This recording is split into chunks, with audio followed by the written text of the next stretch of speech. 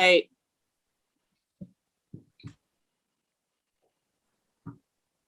It looks naked over there now, basically.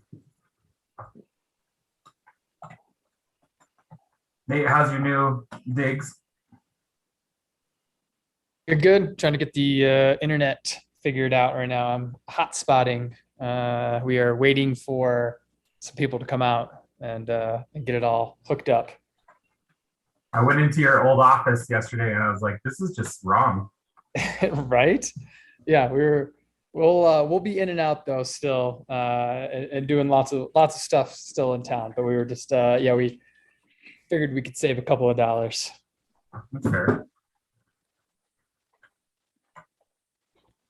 You know, you can have drop-in office at the Majestic Building, Nate. We'll have to talk about that one, Mary Jane. I like the sound of that still.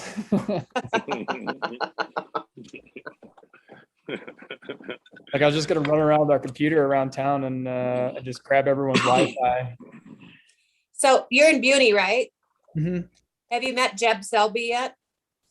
Not yet. We've been out and about, meeting He's the everybody. big mover and shaker. He built the Surf Hotel. And Oh, nice.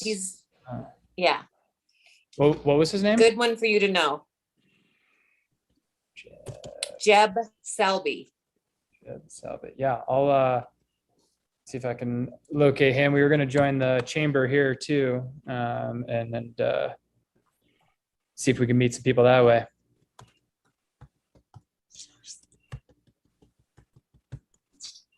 Thank you for that. He's good. Yeah. And the surf is gold, or is gorgeous. That is whatever everything they've done in there. It's stunning. So That whole development is his brainchild. Oh, everything. Yeah. Our friends own or our new friend owns Blackboro Bikes too. So that whole area, that's just everything in there is just amazing. So the whole area is really what we like. And then the water, the new upkeep they did with the kind of the kayak and play area is just so much fun. Yeah.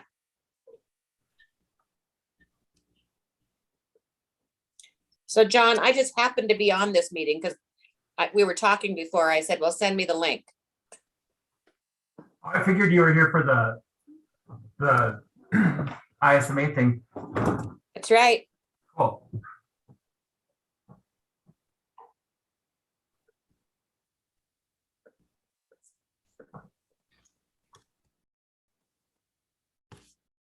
Do I need to kill my video too for a little while? Mute myself? Okay. We are live streaming because that's kind of when we start them, but they're an executive session, so it may be, I mean, you're more than welcome to, but we may be just a little bit before we get there. Perfect. Sometimes they go a little over. That's what I figured. I was just hanging out.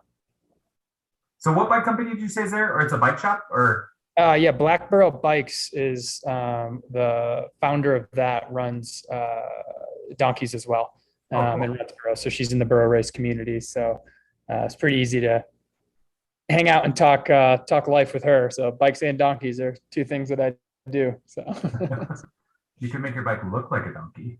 That's true. They had the Halloween. They had the Halloween costume contest, and one of the guys had his bike, and they called it the Blackboro bike, and it was he cut it out to and attached it so his bike looked like a Blackboro. Hey Nate, you know the city's commencing construction on the trails December, right? I had heard rumor, and I did not yet fully, I guess, confirm. So that is amazing. And how many do they? Is it starting with like 3 or 4? I assume a directional, and then two or three top downhill? to bottom to top. Okay. They're building the foundation. Direct trail, top to the, bottom. Yeah. Then we can build the other downhill specifics right off of there once it's built really easily. So it's going to be really cool. You'll have to come out once it's done. And oh, I will come out during too. Is that a Comba project? I couldn't remember. So Comba's working on it. We're working on it. We've got a contractor that's pretty cool out of Wheat Ridge that's going to Flow Ride Concepts. And so they're going to do the work on this first phase. And then we got a second phase that we're going to try to get some more grant funding for here in December, potentially. So hopefully we could get those going in the spring. Yeah, no, that would be amazing. And Coma trails lately have been crushing. They've been doing a very, very good job, and I like all those guys over there. So uh, know quite a few of them. So it's yeah, that's super cool. And right when you're ready for wayfinding. I don't think we're too far from that in theory. Yeah, we can help build out that Yeah. whole design of the whole mountain park. It'll be cool. Yeah, I'm very excited for that. And then obviously Mary Jane, your news earlier, that I'm very excited for that too. It's fingers crossed, keep knocking, and it's needed. Yes, It's about time. Yep. 20 years. it's happening. 2022 is going to be a great year for us all. I think Yeah, we're going to have a party at the end of the year. I am in. Big time. So I don't know if I ever told you, Mary Jane, about my piano I have from the Teller house. It's like an old cottage grand piano. It was the first one they bought in the gold rush right when they started it. And I've had it here because they were going to throw it away. So I just took it. Awesome. But I just got it to this guy. He's going to restore it back completely to new. Well, not new, but 1860 new. And then he's going to probably bring it back to Clear Creek County and put it on display somewhere. But it'll be playable. And it's like all Brazilian rosewood. It's really pretty. It's going to be pretty cool, I think. I can't wait to see it. Cooper and Gracie are playing the piano now. They've got Oh, cool. 2 Christmas songs memorized. I bet that's great. You'll be ready for New Year's Eve. Yep. That's awesome.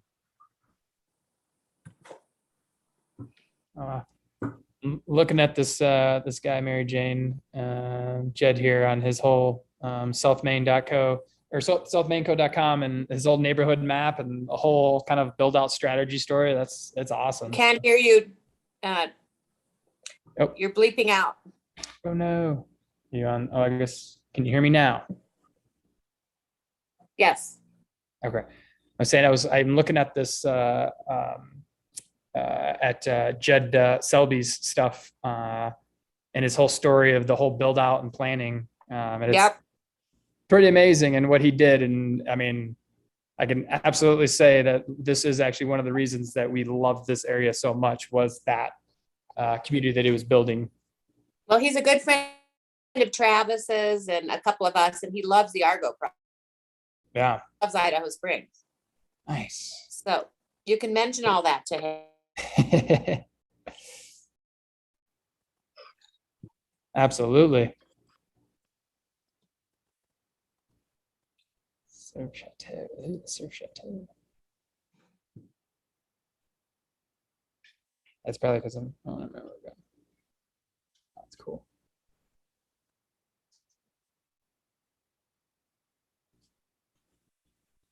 Anybody who may be logged into the live stream, we should be starting soon.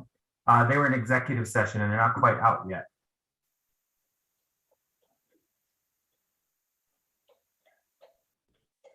Hi, Jared. Good evening.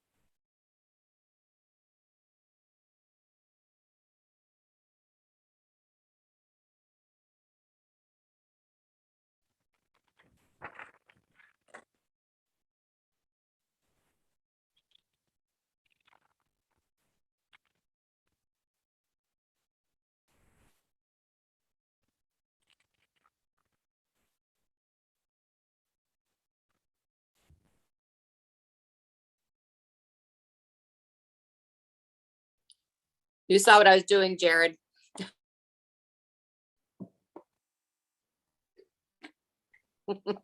I did. I put mine in the other room. She wants to be part of the meeting.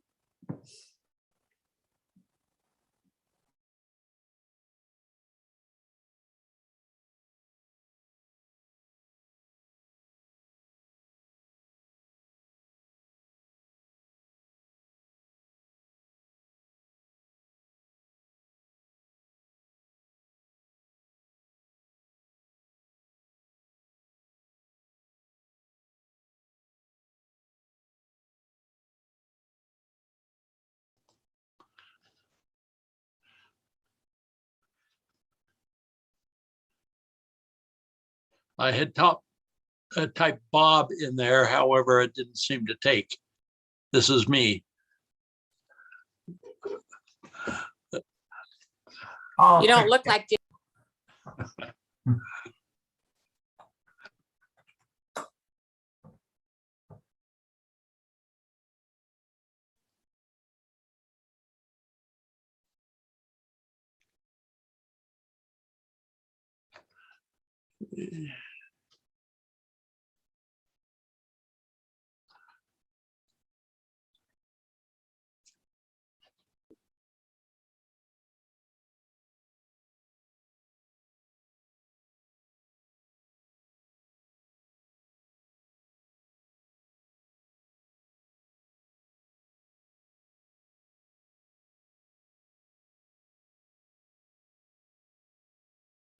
we waiting for.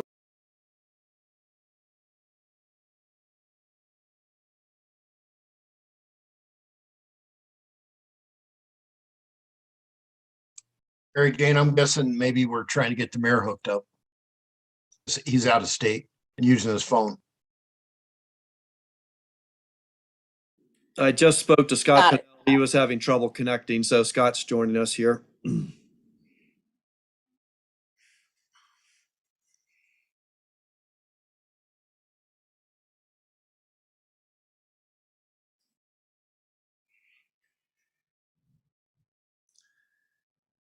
John Kane, would you mind calling the mayor, just see if he needs any assistance?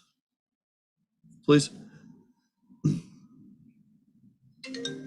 Oh, never mind.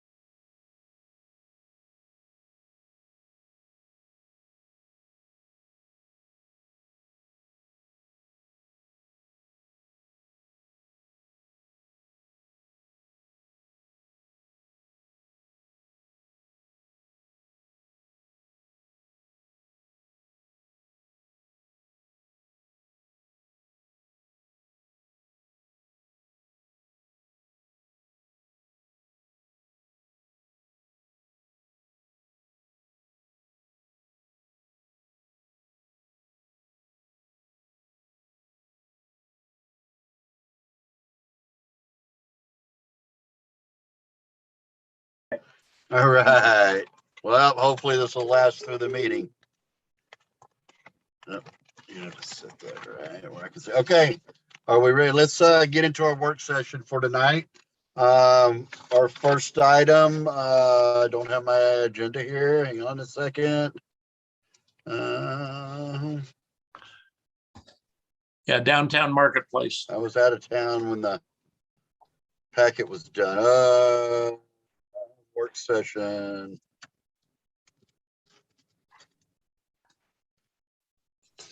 All right, we're going to talk about the downtown marketplace winter operations. John Kane, you want to take this and go with it? Talk about the plan for winter operations. I can't hear him. Can you hear me? I can. Yes, John. This is a presentation on the options for the winter operations for downtown marketplace. Okay. Jared, do you still have the options that we showed earlier? Okay. I do. Would you like me to share my screen now or wait? Sure. Okay. 1 second, please. And while Jared's getting set up, Mayor and Council, we had a special meeting of the Economic Recovery Task Force last week, and then they met again this week. You may recall that early in the fall, maybe even late summer, there was discussion about the plan for winter operations. And at that time, the plan was to reopen Minor Street after Thanksgiving holiday weekend. And the plan was to, on Monday and Tuesday after Thanksgiving weekend, allow businesses in the city to restore the street to vehicular operations and then open it fully on Wednesday. But in the meantime, a lot has happened. This task force has been meeting every other week. The Marketing Alliance has also been active and discussing this topic about what might be best. The pandemic has worsened with the variant. Cases have been going up in Colorado and some of the surrounding states, and even in Clear Creek County. Hospitalizations are up. So a lot has been happening. And I think what the pandemic has certainly taught us is that we need to be agile, we need to be flexible, we need to have contingencies. So what we're going to present here is some options for barriers if we want to open the street. I think there's a consensus to open Minor Street. The outstanding question is, should there still be an opportunity for using the outdoor space on the north side of the street like we did last year? The key issue there is that we need to have barriers to protect people if they're going to be outside. So that little bit of a background and opening, I'm going to turn it over to Jared to talk about the options. All right, thank you very much. So we've looked into a number of different barricade options, as you can see on the screen here. So the first one is the water barricades that we've been talking about for the last few meetings. And those are something that we can get fairly inexpensively and have a short delivery time. The second is a metal design. We've been working with this company for a little while now to do some research. There might be a chance for them to make larger ones than what is currently shown, but they are durable. They are able to be have legs, so they're able to be picked up pretty easily by a forklift. They have the potential to be integrated into Minor Street in the future, and they kind of match the Minor Street aesthetic and are made in Colorado. The third item there is a concrete planter. So we've been looking into a number of different planters of a concrete variety, and we haven't decided on one in particular that we prefer. And part of that is because each one has a little different delivery time frame, and so it's a little bit hard to track down.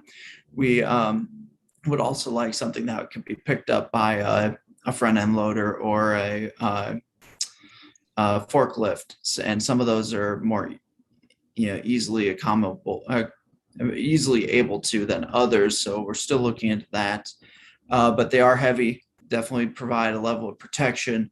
beautification portion of that, we could plant whatever throughout the seasons. And then the last one is a little more decorative of a Jersey barrier, kind of the same. The lead time is a question on those, but they would be able to be picked up by a forklift. There's 4 holes for the tines in there.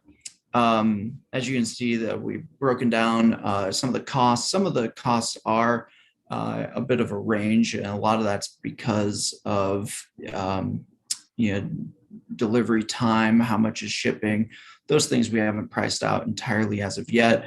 We're also depending on if these are used for the businesses and COVID purposes, we might be able to get a funding source as well that we're looking into. The other item that we kind of talked about here at the Economic Recovery Task Force meeting was possibly trying to do a bit of a hybrid approach where we would purchase the some of the orange water barriers, because we could get them in quickly in case of an emergency situation. If COVID does change on us, we would have something that we would be able to roll out quickly. And then also purchasing some of, I believe it seemed like the metal ones were the preferred option. And we believe we can get at least a portion of those in December. So that's what staff kind of heard from the Recovery Task Force. And we're hoping to do a hybrid approach, maybe 10 of the orange and say 15 or so of the black. We haven't quite decided on the numbers, but that's what we're proposing to you this evening. To build off of Andy's previous comments also, we're looking for direction as to whether or not the street should be open to one-way or two-way traffic. But regardless of which way, we do recommend providing the businesses on the north side of Minor Street, the restaurants on that side of Minor Street, the ongoing ability to opt into a program that would allow for them to set up an outdoor dining facility. So what we've really heard, which has been challenging for us, very challenging for us, is we haven't got a direct yes or no, but we've got a very strong answer of, if things change in the COVID world, in the COVID landscape, if things change, we want to be prepared and we want to be able to pivot quickly to allowing this outdoor dining. And that's really what we're proposing to you this evening. So I think those are the two questions really in regards to the outdoor dining. Well, as Andy also mentioned, I guess the other question is, we've had some interest in opening the street up earlier than at right after Thanksgiving. We know that would take coordination. We don't have a survey or anything in that regard, and we had the previous direction from the committee of waiting until after Thanksgiving. One reason that we're looking at these sorts of options is they have some utility outside of just outdoor dining as well. So the flower pots could be used in different locations around the city. The barricades could potentially be used by public works and so forth. So we're trying to find options that could be useful in different kind of applications. Before the conversation of all this has been, right now we're 100% capacity inside the businesses. And the whole idea, we don't know what's going to happen. We hear from Dr. Ryan on a weekly, bi-weekly basis of right now the governor has no idea of putting us back on capacity restrictions or anything. And the group in the downtown businesses just want to be ready that if we get a shutdown with to-go or outdoor seating only, or even a 50% capacity, and like Jared said, we can pivot quickly, we'll have the materials to get it done, and we can activate or reactivate the areas for some of the businesses. And this has been going on back and forth quite a bit, from opening the road to the two-way, all the way, nobody set up outside, just using parking places outside and not encroaching out into the street. We were allowing 12 feet. So, there's been lots of discussion, and on that as well, there's other restaurants that don't even have an interest in to try to set up through the winter time, that but they wanna be ready in case we get a partial or a complete shutdown, that they could activate their areas again in a pretty timely manner. Well, it makes sense to me. We be proactive on this and get these. I think the hybrid approach makes a lot of sense. And unfortunately, listening to Dr. Ryan, it also appears that COVID is not going away anytime soon, and it's probably going to be with us in one form or another for quite a while. Any thoughts, council, on how to move forward with this, or what you think the best option is, so we can put it into place and make the final decision so that the downtown businesses and property owners will know what the next steps are, and if we're going to take down what's out there prior to the weekend after Thanksgiving. Okay, well, I'll start. Number one on the water-filled barriers, since there's a short delivery time on those, we have the option of quick action on those without spending that money up front, because the quick action is built into the short delivery time. I have arrived at the metal barriers that would be compatible possibly with the barriers that we might, the fencing that we might purchase later. And I think maybe ordering a few of those, and then maybe now and going with that. Basically, on the traffic pattern, it seems to me the one-way eastbound with some parking on the north, which could be blocked off in a hurry if we had to, seemed to work pretty well this last winter. And I don't think there's any need that I can see to reinvent that particular wheel. That's all I had. Anybody else? So I think the direction that we're looking at is to go ahead and purchase some of the orange barriers, come up with a date, even prior to Small Business Saturday, because there are some businesses that think that having the street open for Small Business Saturday would be a plus. So we can come up with that date with the group to see when to turn that into a one-way eastbound. And like I said, and let John and Jared and John figure out how many of the water-filled barriers we need to order up front, and also look at some of the other metal planters that we can use now as barricades and into the future for our flowers and everything. Is that kind of what you're hearing, John? Okay. So I guess what I'm wondering, I thought that we had agreed, at least at the earliest, it would be opening the street after Thanksgiving. So where some of the businesses want to open as soon as possible then? Okay, I was not in on the meeting today. Right. Isn't that what was the conversation was about this afternoon, John? We did hear from some business owners who asked us to open the street earlier. That was one of staff questions for direction from council about a desired direction. We had made a group decision on the Economic Recovery Task Force that did have a majority opinion to keep the street open for pedestrian traffic only until the 27th or the 28th, that weekend after Thanksgiving. But there was a request to go into a different configuration today. And so I think one of the questions we had is that something that council wants to weigh in on? There was a question about whether or not that should be just how that should be handled. Jonathan, you said that a majority of the group involved with the business, the marketing association had agreed on the 27th. I think that there has been some changing I think the term we use often is the adaptive management side of things says that there may be an appropriate reason to close the street now, or open it for traffic in some configuration now, just because the programming has been less, and there are some business owners who believe that opening it to traffic would be beneficial to their business.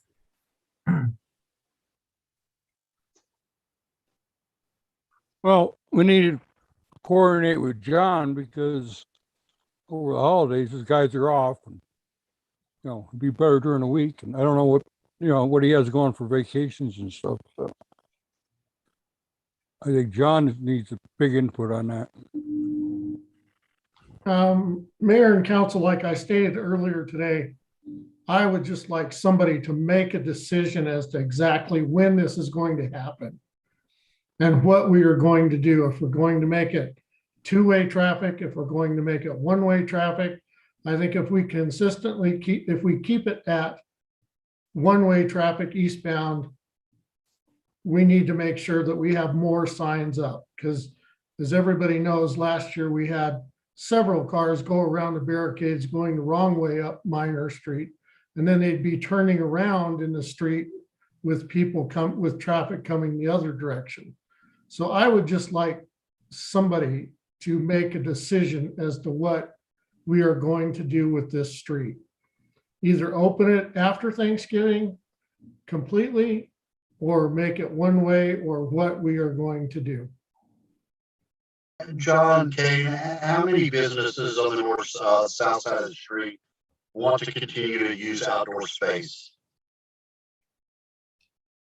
I think that the business community is trying to be supportive of a couple of the businesses that would like to open the street. And I think there's a couple that likely would keep their facilities open, probably two. But we have seen in the last couple of weeks, a couple of the bigger ones cleaning up their spaces and starting to remove their presence from the street. There has also been a question about Idaho Mall, because some of them do have space on Idaho Mall and kind of the equity for that. But then in this arrangement that we've discussed tonight, north side businesses would have the opportunity to use parking on the south sides of their building if they desired to. So that kind of answers that equity question, I think. I believe it's in my opinion that we just open it up. I don't think we make it one way, and we have an alternative plan in case COVID gets worse, that we might want to close it back down, but I think we just open it. But so opening it means nobody uses the street for their business, right? Yes, in the winter time, I think that's best.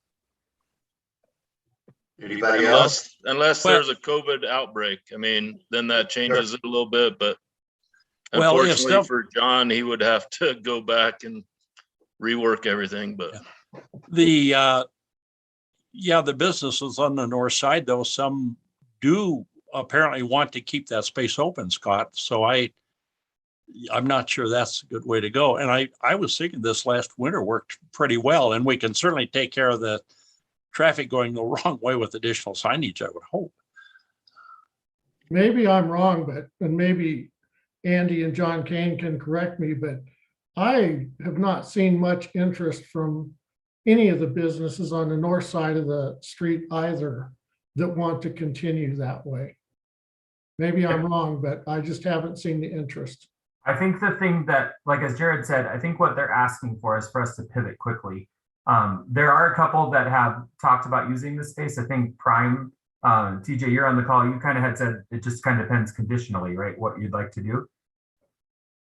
Yes. I mean, to take it logistically for us to take it up before what was kind of agreed upon the Thanksgiving weekend would be logistically challenging for us. There's storage involved. There's labor involved. We do have plans that if the street is to go to one way, that we would use it in the wintertime. We would have a smaller footprint. We would there are still people that come down here and there's sunny days or they're with their dogs, and we still have these ice fishing tents that we put a significant investment into. We put another significant investment into outdoor heaters, and we're looking at other more aesthetically pleasing options. I believe that it worked well on the one way last year. I don't believe that snow removal was, and maybe John, you can speak differently to that, but I believe that it wasn't a huge hindrance. And then I'm in the consensus that a decision needs to be made, and that if there is an investment that needs to be made, then that should happen now. Otherwise, we could stick to the original plan. But logistically for us, it doesn't make sense for it not to go through Thanksgiving weekend. Jim, you have any comments? I kind of agree with Scott. I really do. It's and if we have an emergency, then be able to address it when it occurs. I'm okay with doing it after Thanksgiving, though, for that matter. I mean, doesn't Right, matter. Yeah, I agree. Yeah, I agree with Scott. I think we ought to make the 29th of November the day sometime that week to do it. And if culvert comes back, then we readjust. Okay, we still have the equity question. Will we still allow the south side businesses to use the Idaho Mall and have that access to city outdoor space? Jared? Yeah, and I haven't spoken with TJ about this, but there might still be the opportunity of narrowing the spaces so that they would only take up a parking space and not extending out into those through lanes, which would still allow for the equity item. Mountain Prime then would take up, 2 to 3 parking spaces potentially. I think TJ just put up 2 fingers. And then wouldn't extend out into the through lanes. And I would be okay with that. I think that's fine, taking up a couple parking spots. Yeah, me too. That's all we're gonna ask for. I don't want to go all the way down past Paul's or down to Paul's place, like our current footprint. But something right in front of the building, just as, whether it's an insurance policy, in case things go sideways, or just something that we could use as an extension of the building. But I don't need people walking down the street. I don't need servers walking down the street. That seems ridiculous. So TJ, how hard is it going to be to narrow your space from the curb to only a parking place, 8 feet wide instead of 12 feet? Because that's what we're talking about. Is narrowing it down that you only get 8 foot from the curb, the width of a parking space. That's going to change your whole setup, right? Not really. Our current setup is very adaptable. The way we built it initially was on that idea that it was coming straight out of the building. So, but in the onset of COVID, that's kind of how we built it. So it's a very adaptable type of structure, and it's a very adaptable area that we could use. When you have stuff like that, it's going to be hard for snow removal, possibly.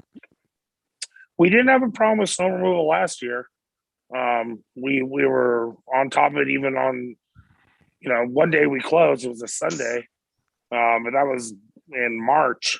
I remember because we closed and I was inside watching the Players Championship, and every 30 minutes or so go out and shove the snow off. But I don't think that it's really not much more of a burden than it is where the street would be completely open. I meant for streets. Our guys. No, I mean, it worked well last year. Again, my only concern is just to make sure we have, even if it's just in parking spaces, we have something substantial if we have two-way traffic, that no one gets injured out there. That's my concern. Mm-hmm. So TJ, you're talking Go ahead, John. about, thank you, Bob. Sorry about that. So TJ, you're talking about just basically giving up your own parking spots. I mean, yeah, you guys did invest a lot in those in your shanties. Mhm. We're in there, understandably, Yeah. going to use them. But If we can. and like the mayor said, so you would, because basically the exterior of the barrier couldn't be any fatter than a car, keeping it two-way, but you're proposing still having outside dining for all the restaurants, but still leave two ways of the street open if you guys each one of you seem suitable to do so. Yeah. So Is I that- would argue the fact that that street is already narrow. I would be concerned about, say a truck, Jim, your truck with a mirror that sticks out, that you pull your trailer with, it sticks out, what, 18 to 20 inches? Okay. That causes another day. I would say that if we're gonna have any access, if anybody's gonna be set up on the street, we probably need to keep it one way. Okay. All right. Fair. No, that's valid. I think that's valid. So if I wanted to know what TJ had in mind as far as, of keeping it a two-way deal and you saying it's beneficial for you in the winter. But there's also that all of the what ifs as well. I understand. There are a lot of what ifs, and I'm not saying that or is not beneficial to us right now because we don't have that type of guest experience out there in a different type of climate. So all I'm trying to say is we have investment in certain things that we would like to be able to use. Now, if that doesn't work out, then that's fine. But it would be in a much more narrow scope in front of the building, very close to our front entrance, not going down the street, not in an extra capacity that it is right now. And if that's an 8-foot type of position instead of a 12-foot type position, I haven't done those measurements. I don't know. Maybe that doesn't work out at all. We have in the planning process been talking about a one-way street until today, basically. So that was kind of where our calculations were drawn from. Well, and this is what's kind of surprising to me a little bit. And I had some other things to attend to, so I was not on the task force call today. I did believe that there was a very, very strong consensus that a one-way was the best way to go. And I don't know. This is kind of news to me. So we want to be adaptable, but this is where we called a special session to talk about this issue specifically, and I felt like that was what came out of that deal. So it seems strange for it to be changing on the fly. And I'll end my comments there. I had the same situation that TJ did. I was at the previous meeting and I thought that previous agreement, which did not include two-way traffic, was very much favored by the entire crowd.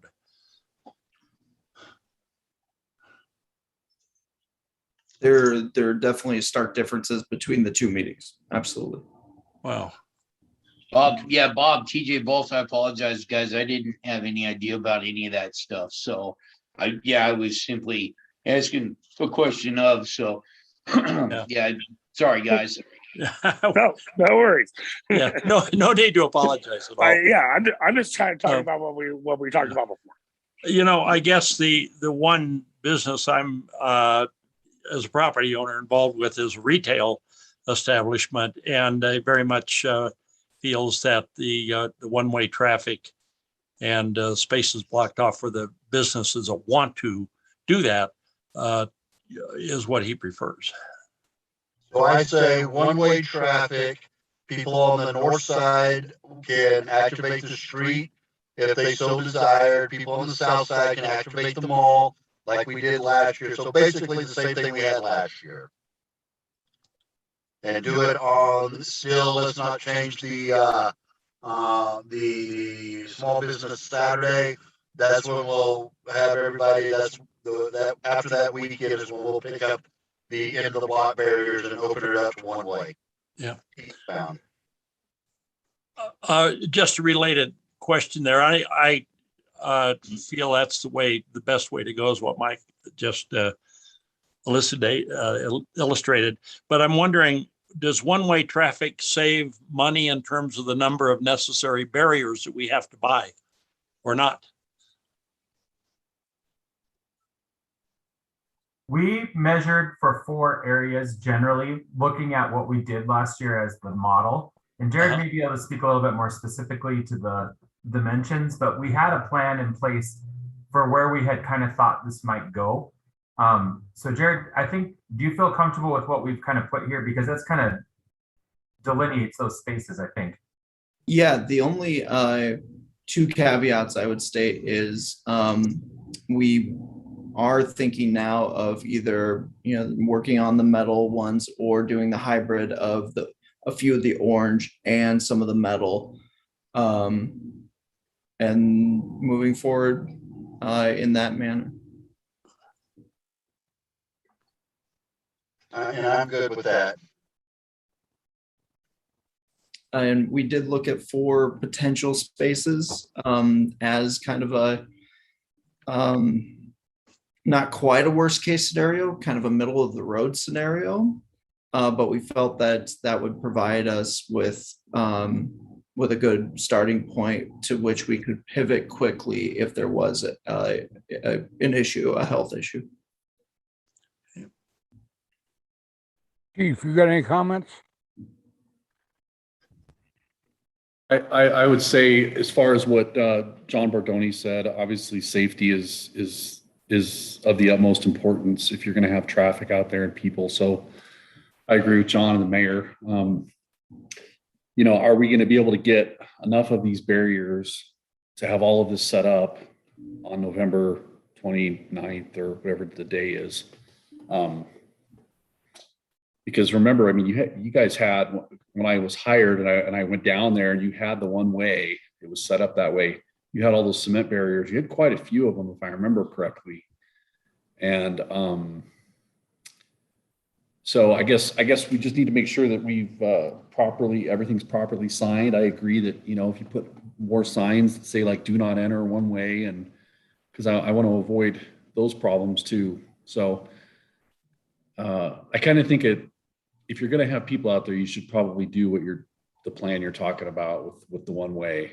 If you're going to open it up to to 2-way traffic, then I would say it's probably not safe to have people sitting out there.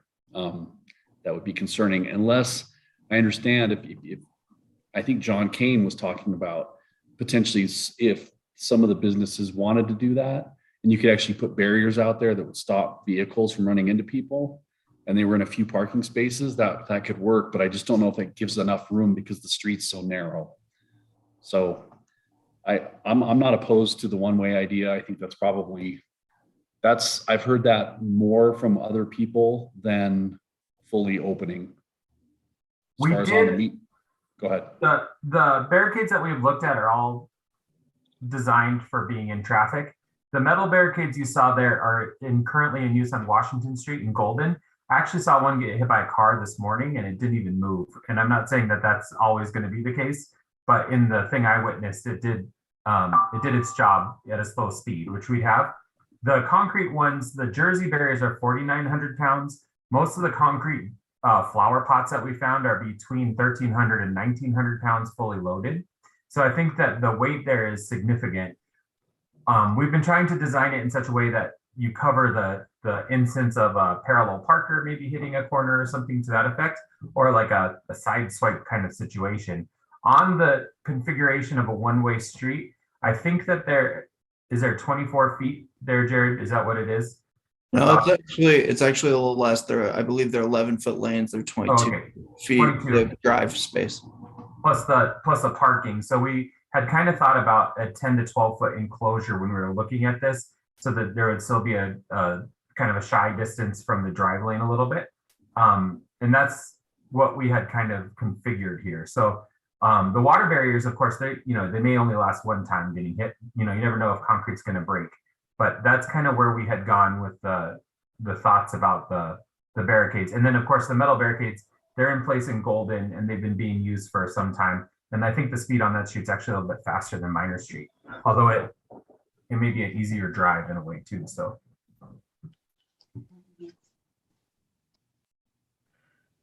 Okay, I say that's our plan. Open it up the weekend after Small Business Saturday, one way eastbound.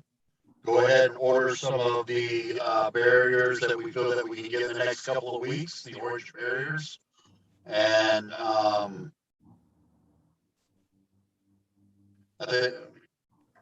guess some of the we're gonna get some of the planters, the metal planters also, Jared. We can get some of those as well. That's what we're proposing. So thank you so much for the direction. We appreciate it. Anybody else? Anybody else? Additional comments, Andy? Except Just to make sure that everybody understands that for a period of time, it will be the water-filled barriers that will provide the protection to any areas that are being activated. And over time, that can be transitioned to something different.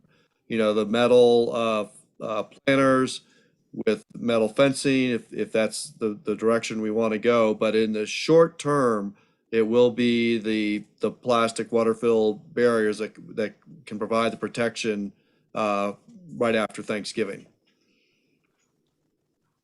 Because the lead time on the other planters is we probably won't see them until the end of the year at the earliest. The metal pots. Good. Okay, so it's kind of an interim step, but I think this makes sense. I think it's a good plan. Okay. All right. Very good. Are we going to try to dive into the budget, Andy? Well, Mayor, I think we could start on it now. We don't have a lot of time left, or we could do it after the regular meeting, or we could reschedule for a week next Monday, just a work session. Let's reschedule it for next Monday. Okay. I don't want to get halfway into it and then go to our regular meeting and come back to it. Let's just schedule it for next Monday. We can do that, sir. Okay. All right. That means we have about 12 minutes. So with that 12 minutes, I'm going to charge this computer a little bit more. So I'm gonna drop off of here for a second, and I'll be back in 12 minutes. Okay. Because right now this computer's not going to make it to the end of the meeting. Okay. Not unless I do one of my miracle short meetings. Okay. Thank you. Leave it on. Just plug it back in.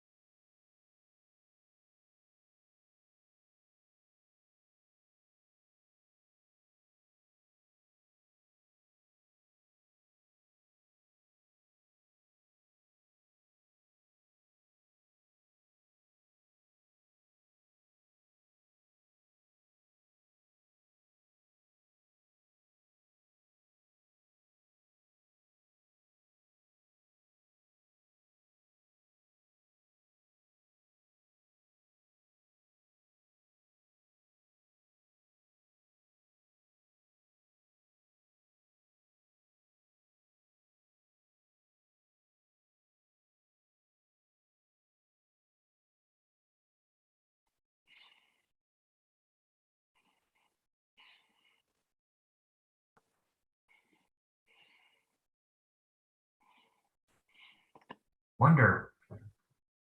Did you eat dinner? I had what's that stuff called? Ramen?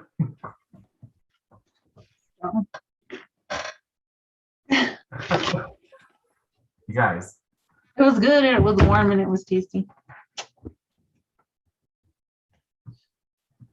Are you in the company of ghosts at the moment because you're the only person at City Hall? I don't think so. I haven't heard anything yet. City Hall is a little bit on the haunted side when you're by yourself.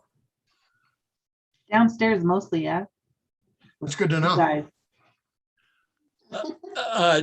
Jonathan, is there any reason why you waited until this moment to tell Wonder that?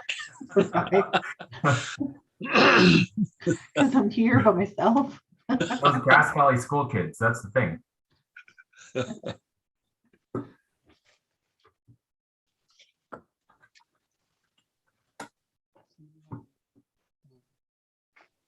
Andy, if you're gonna work a irregular schedule, you gotta eat right.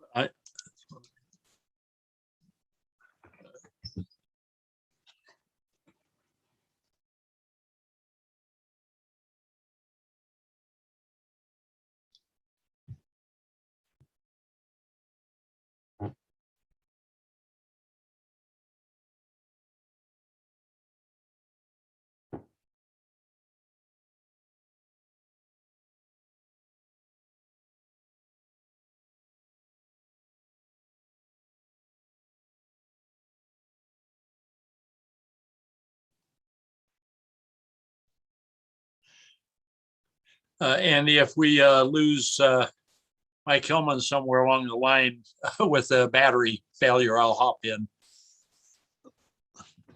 Okay. Okay, thank you.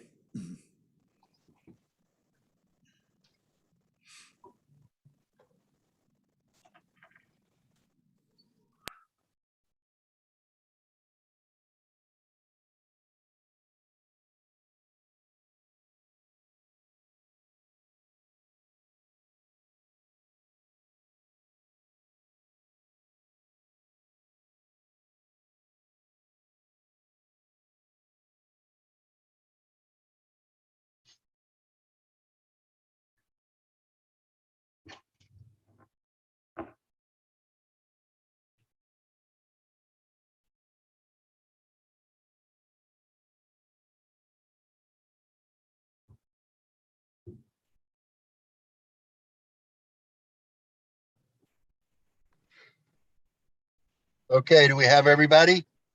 It looks like it.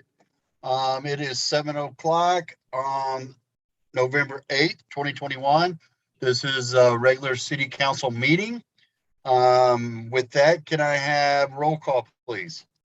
Mike Hillman, Here. Bob Bolin, Here. Chuck Harmon, Here. Jim Clark, Here.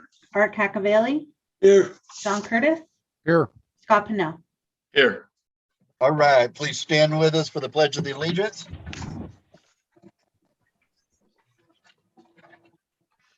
I pledge the allegiance to the flag of the United States of America and to the republic for which it stands, one nation, under God, indivisible, with liberty and justice for all. Thank you. Please be seated. Okay, we have an agenda in front of us.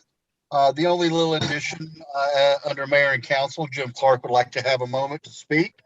Does anybody have anything else that we need to consider for the agenda tonight? No history lesson. Okay. All right. Can I get a motion for the approval of the agenda, please? I'll move to approve the agenda for November 8th, 2021 meeting.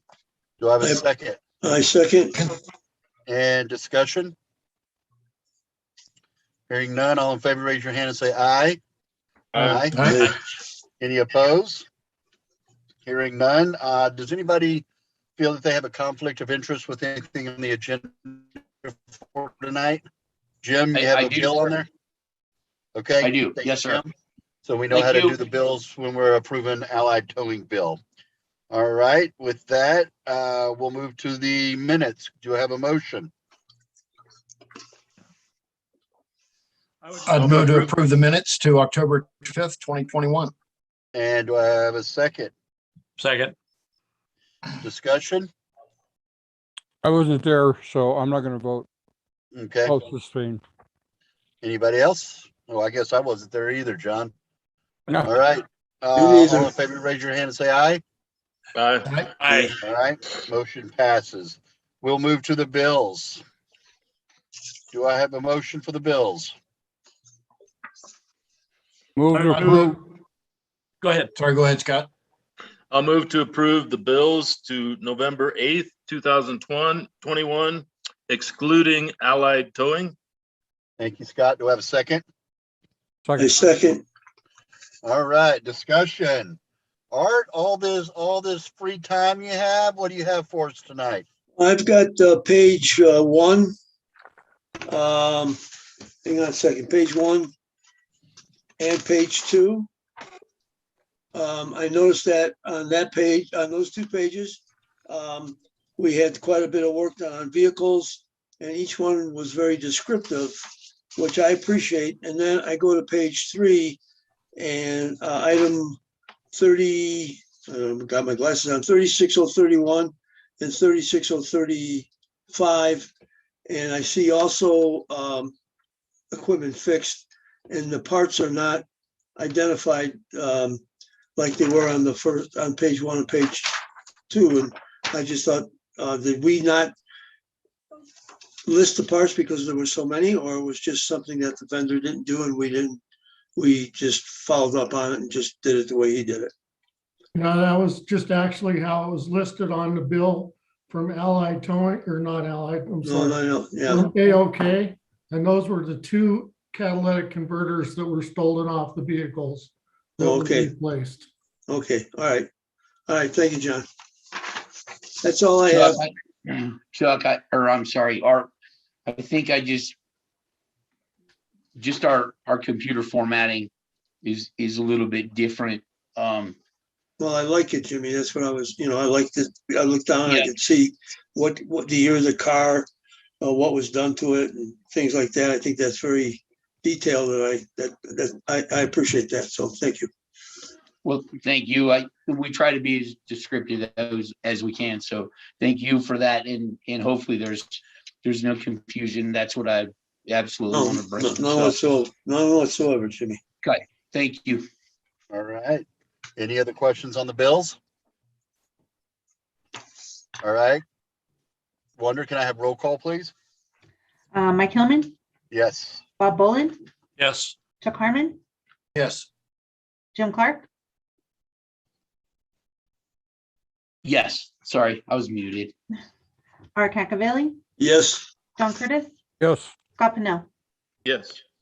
All right. Can I have a motion for the Allied Towing bill, please? I'll move to approve the bills to November 8th for 2021 for Allied Towing. And do I have a second? I second. Motion and second. Discussion? All right. Can I have roll call, please? Mike Hillman, Yes. Bob Boland, Yes. Chuck Harmon, Yes. Jim Clark. Jim doesn't vote on this. Sorry. Art You're Cacavelli, good. Yes. John Curtis, Yes. Scott Pennell. Yes. And we're gonna break you in, right, Wonder? Okay, please. And we all need to congratulate Wonder for being in the position of our city clerk now. Yes. Congratulations, Wonder. Thanks, everybody. I'm going to try really hard. You're gonna do just fine. We have no doubt of that. Thank you. I second that as well. Thank you. All in favor, say aye. Aye. Aye. All right. You've been approved, Wonder. What do you think about that? I'm a winner. Okay, John, do I have any unscheduled public comment? No, sir. Okay. We will move down to planning and community development. Jared? Thank you, Mayor, Council. You have my report. I have no request for action, and I'd be happy to answer any questions. All right, thanks, Jared. Does anybody have any questions for Jared? All right. We will now move down. We don't have our city attorney with us. Down to ordinance second reading. Do I have a motion? I'd move to approve ordinance number 20, series 2021, an ordinance adopting by reference the 2020 edition of the National Electric Code, providing penalties for violating the same and making conforming amendments to Chapter 19 of the Idaho Springs Municipal Code. And do I have a second? Second. Discussion. Andy, do you know kind of what this is about? Can you give us an update what this is about?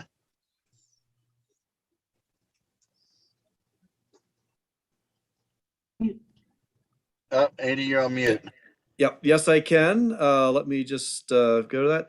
So this is periodically the city needs to update our electric code to the edition that is being used by the state. So we take the state's lead on this. So this is done every several years. Every And 3 years. Yep, and we heard from Safe Built that it is time to update to the 2020 edition of the NEC, National Electric Code. Okay, I'm not recalling our first ordinance reading on this. Do you know when we did that? A lot happened, Mayor, over the last. The last 3 weeks when I was out? Correct. Okay, well. Yeah, we did discuss it for sure. Yes. Hey, Andy, it Okay. seems like we're lagging on adopting this too. I don't know if Safe Built is doing it in order, but usually it's done the year of adoption. It's usually done in July of that year. So that would have been 2020, July. Didn't we talk about that? And it was like 2015 or 2017, the last time it had been adopted? It was Yeah, I don't know. at least 3 years ago. Yeah, I don't know the year, but we seemed overdue. Yeah, Okay. but we are picking up the pace there, Jim. Yeah. Yep. Oh, yeah, no. I agree 100%. Yeah. Way to, whoever that was, way to be on top of it. Well, and I think that Safe Built's probably adopted this in July. This is a formality for the city to say that we adopted it. They're enforcing that code in July of 2020, I'm pretty sure. Right, this is a catch up. You're right, Scott. Okay. Okay, all right. Any other discussion? Roll call? You're on Mike mute. Hillman? There you go. Yes.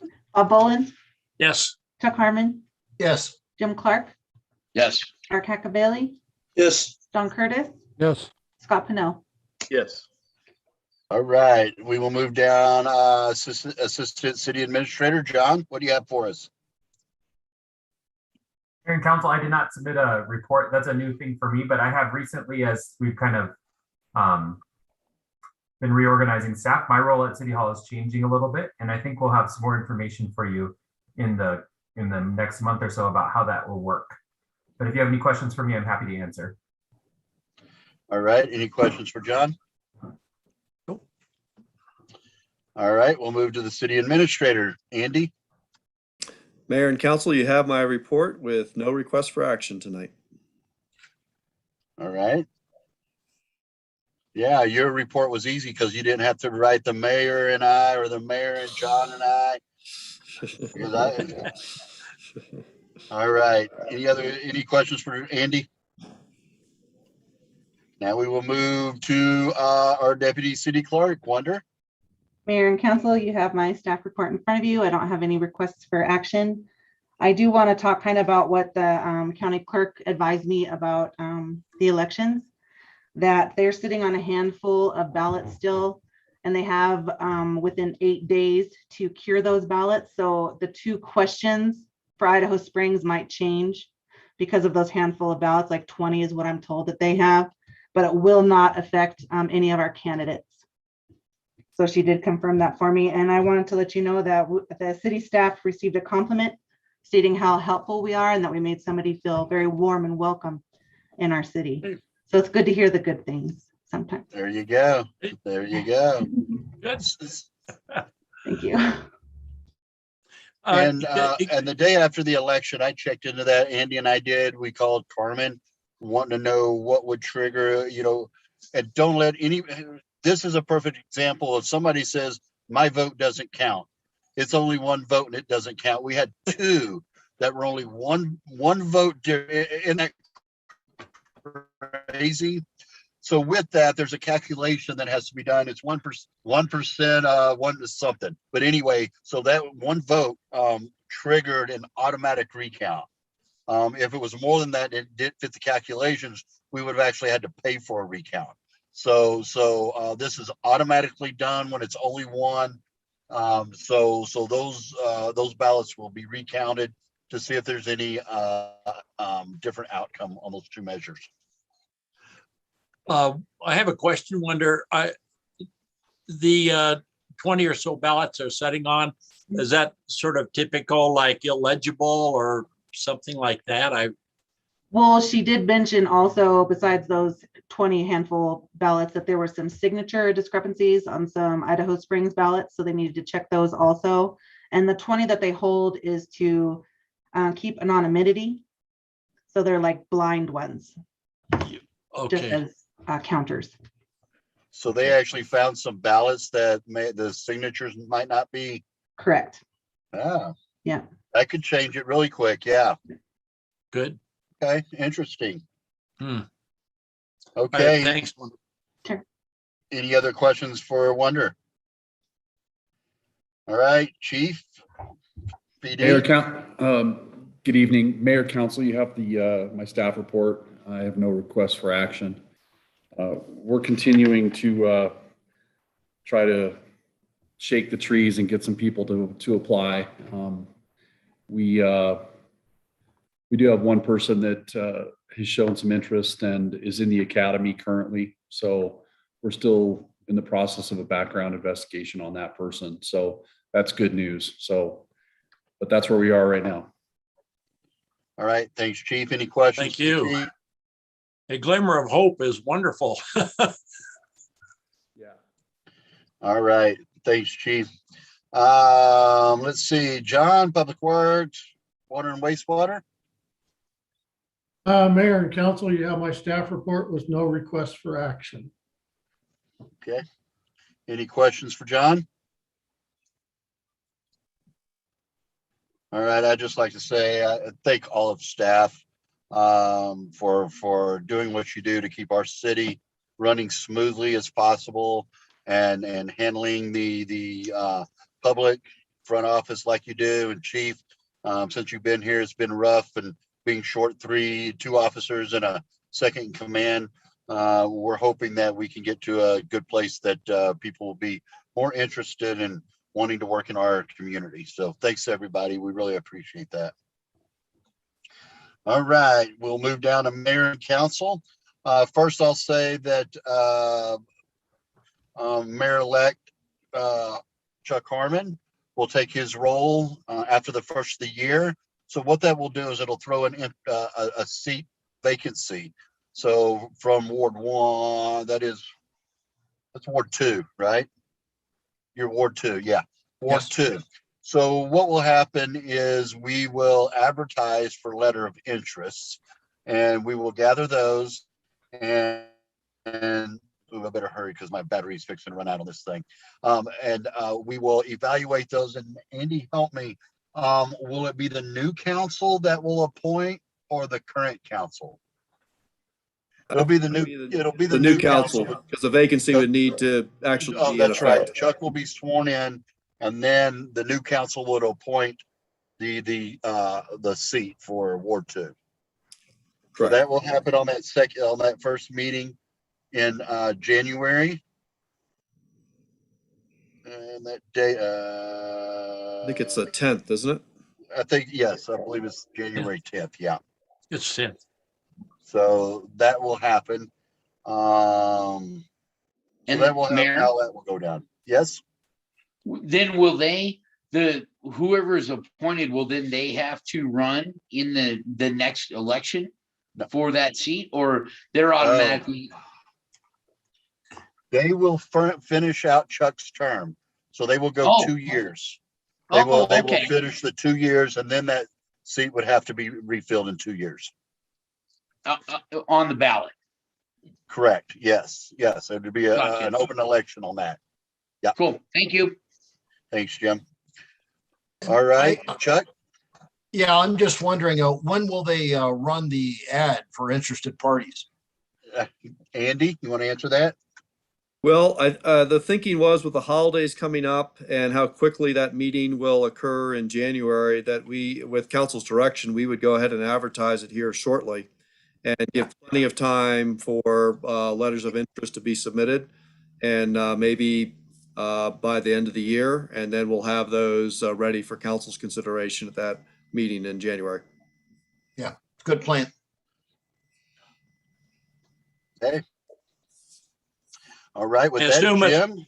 Yep, go ahead, Bob.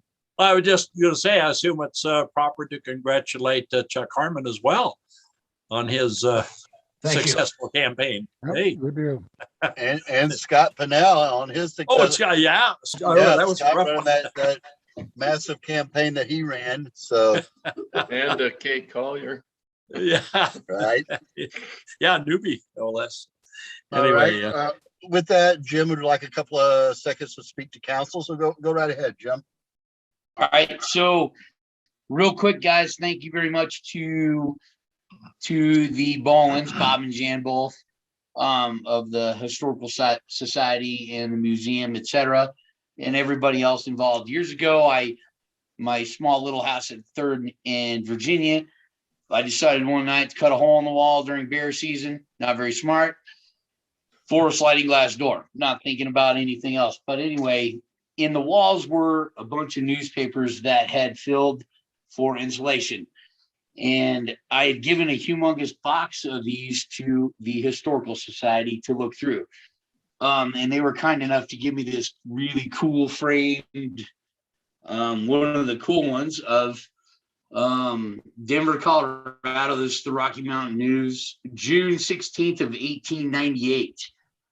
And you can see, I don't know how well you can see that, but it's pretty cool. And then on the back actually is another humongous big article of such. But I did read through a lot of those things, and there was, horse thieves that had been hung in the streets of Idaho Springs and different stuff way back when. I wanted to put a very, very huge thank you for Bob and Jan both, and everybody down there that was involved with giving that back to me. It was, Tracy Stokes, everybody who did. It meant a lot to me that they brought me this back. It was really cool. So I'm gonna hang this in my office, and so anyway, thank you guys. okay, Jim, I need to clarify. I'm actually not on the board. I do happen to be married to the president at this point, but there are 2 other board members on the city council for the Historical Society, and that's Chuck Harmon, who's currently the treasurer, and Scott Pinnell, who's been quite a long time member. So I didn't want to forget them, but I'm here unofficially. Thank you. Very true. I just know that nice young lady that came to my house, I put that stuff in her car. She does have the very last name that you do, Bob. So anyway, you had to have been involved as well. Glad you like that, Jim. Yeah, thank There's you. Jan in the background. All right. Well, I really wanted to just express my my heartfelt gratitude to everybody involved in that. Chuck, thank you. Scott, everybody. That it meant a lot to me to actually get something back that you guys didn't really have to do. I didn't do it for that. I hope something really cool comes out of it that people can read on. And like every old house in town, that was probably the insulation they used. But thank you all very, very, very much. All right. Very good. Welcome, and thank you for the donation. All right. It is 7:23. And without anything else, the meeting is adjourned, and we will see you. We will have a work session on Monday night because we need to finalize this budget to get it ready to have the final draft presented to council for adoption. So, yeah. You have something else, John? Night, everybody. No, I was just saying night. Okay. Thanks, everybody. Good night, everyone. Thanks for Bye. bearing with me on this Zoom meeting out